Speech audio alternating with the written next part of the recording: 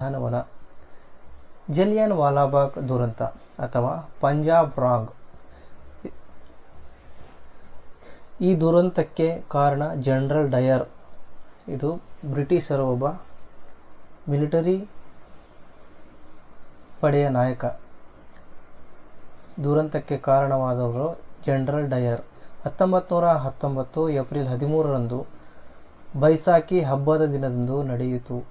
ಬೈಸಾಖಿ ದಿನ ಎಂದರೆ ಪಂಜಾಬಿನಲ್ಲಿ ಹೊಸ ವರ್ಷದ ದಿನ. ಡಾಕ್ಟರ್ ಸತ್ಯಪಾಲ್ ಮತ್ತು ಸೈಫುದ್ದೀನ್ ಕಿಚ್ಲು ಈ ಇಬ್ಬರು ಸದಸ್ಯರು ಕಾಂಗ್ರೆಸ್ನ ವಾರ್ಷಿಕ ಸಭೆಗೆ ತಯಾರಿ ನಡೆಸುತ್ತಿದ್ದರು.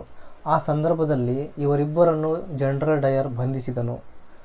ಜನರಲ್ ಡಯರನ್ನು ಉಧಾಮ್ ಸಿಂಗ್ ಲಂಡನ್ನಲ್ಲಿ ಹತ್ಯೆಗೈದನು.